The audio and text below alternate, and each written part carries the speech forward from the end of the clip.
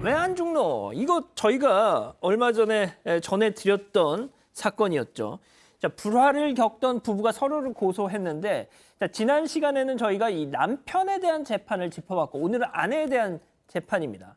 자, 먼저 이 내용을 짚어보기 전에 이 사람들 사이에 무슨 일이 있었는지 그거부터 좀 정리를 하고 가죠. 네, 이 부부 관계는 2008년쯤부터 이제 틀어지기 시작했다라고 합니다. 그래서 각방을 쓸 정도로 이제 부부 관계가 좋지 않았고, 이 남성 같은 경우에는 아내의 외도를 의심하면서 여러 차례 추궁을 했고, 이 아내는 오히려 이제 이혼을 요구하기도 했다라고 하고요. 지난해였습니다. 지난해부터 이제 본격적으로 일이 벌어지기 시작했는데, 지난해 1월쯤 이 남편이 건강검진 결과 위염, 식도염 진단을 받았습니다. 그리고 자신의 칫솔에서 뭔가 락스 냄새가 나는 것 같다 이런 느낌을 받아서 또다시 아내를 의심하기 시작했는데요. 화장실에는 평소 보지 못했던 곰팡이 제거용 락스가 2통 더 있었다라고 하고, 그래서 남편이 칫솔 방향을 딱 특정한 방향을 딱 정해놓고 퇴근해서 딱 와서 보니까 이게 바뀌어 있어요.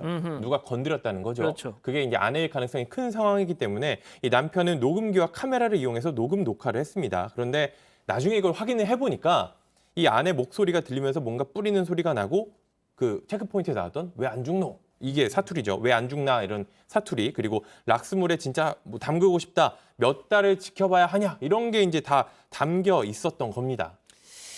자, 이게 진짜 다시 들어도 진짜 충격적인 내용인데, 결국 남편이 아내를 살인 미수 혐의로 고소를 했던 거잖아요. 네, 고소하면서 법원에 동시에 피해자 보호 명령을 내려달라 이렇게 요청을 했습니다. 왜냐하면 살인미수로 고소할 정도면 정말 심각하잖아요. 락스로 언제 내가 죽을지도 모르는 위험 때문에, 불안감 때문에 청구를 했는데 법원이 받아들였습니다. 그래서 아내가 즉시 퇴거해라, 집에서 나가고 100m 이내 접근하지 마라 이렇게 명령을 내렸습니다.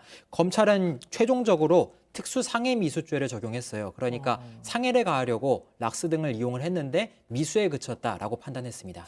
손 변호사님, 근데 살인 미수 혐의를 적용하는 게 그렇게 어려웠을까요? 그러니까 일단 이 남편이 죽은 건 아니어서 그랬는지 모르겠으나, 아니 그래도 좀 너무 이건 좀 약하지 않을까라는 생각도 좀 얼핏 드는데요. 실제로 이 피해자의 남편이 사망하진 않았지만 이 아내에게 당시 살인 고의가 있었다고 봤다면 살인 미수로 기소하고 유죄 판결도 나왔을 겁니다.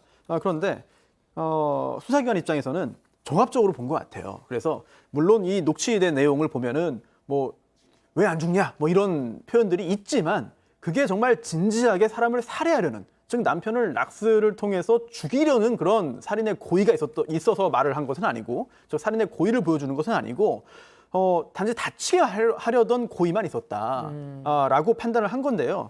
물론 단어 표현, 용어들을 보면은 몇 부분을 보면은 야, 이게 살인이지, 이게 살인 고의지라고 생각되는 측면도 없지는 않습니다. 하지만 그렇게 해서 살인 고의를 인정하면은 법원에서 인정이 안 될 가능성이 높아요. 그래서 특히 법정형이 사형까지 규정되어 있는 굉장히 심각한 범죄가 살인인데, 그런 살인의 고의를 법원에서 인정받기 위해서는 증거가 더 필요했다라는 생각이 들고요. 결국 법원에서도 이제 특수상해 미수 관련해서는 유죄 판결을 내렸고, 판결문을 보지 못했습니다만 그 외에 그 살인 고의에 대해서는 판단 자체가 이제 없었던 것이죠. 그렇군요.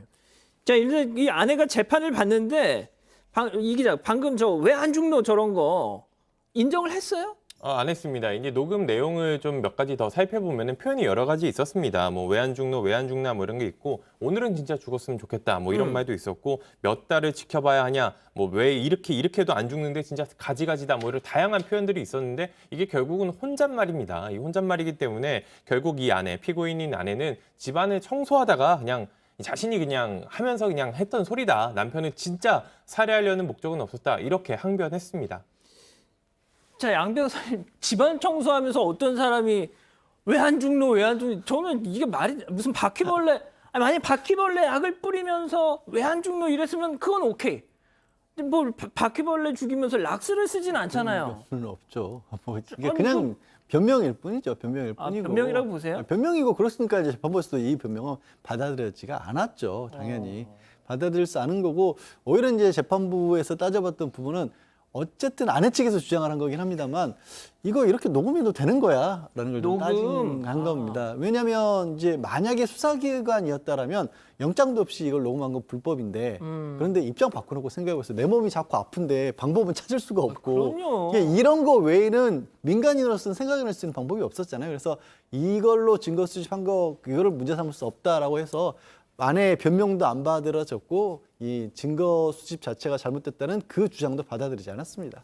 자, 홍 기자, 그래서 지금 말씀하신 것처럼 남편의 이 증거 수집을 법원은 정당 방위라고 봤죠. 그렇다면 이 아내의 혐의, 그러니까 남편을 왜 안 죽노했던 거, 이거에 대한 법원 판단이 어떻게 나왔습니까? 법원에서 죄가 된다고 판단했습니다. 결론적으로 이렇게 상해를 가하려 했다가 미수에 그친 것 아니냐라는 주장에 대해서 좀 근거가 다 있다고 판단했어요. 그 이유는 분명히 증거로도 다 들어가 놨지만 일단 범행에 대해서는 다 계획적이고 수법이 다 드러났잖아요. 횟수도 너무나 많았기 때문에 죄질이 좋지 않다고 봤습니다. 범행 위험성이 매우 높은 범죄였는데 이렇게 범행을 한다면 자녀들도 충격을 받았을 것이다. 그래서 자녀들. 선고합니다. 징역 1년 6개월에 집행유예 3년을요. 자, 이 변호사님, 양 변호사님, 제가 이 관련 기사에 달린 댓글을 보니까 이 재판도 약간 젠더 논쟁으로 번지더라고요.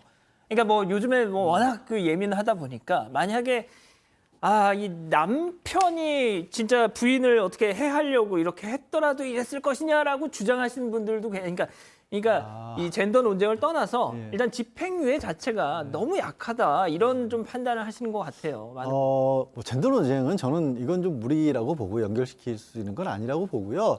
그러니까 일단 미수에 그쳤다라는 부분이 가장 큽니다. 미수. 직접적으로 남편에게 해를 끼칠 만한 상황이 아니었다라고 본 거죠. 그러니까 뭐 우리 사건 발전에서 굉장히 많은 범행 수법들이 등장을 하지만 판결문에 직접적으로 나오진 않았어요. 그런데 이게 실제 사람 몸에 그렇게까지 큰 위해를 끼칠 상황은 아니었다고 본 거죠. 게다가 이제 어쨌거나 사실 형사처벌 전력도 없고 반성하고 있다 이런 것들이 이 작용을 좀 한 것이죠. 자, 김민주님께서 일단 뭐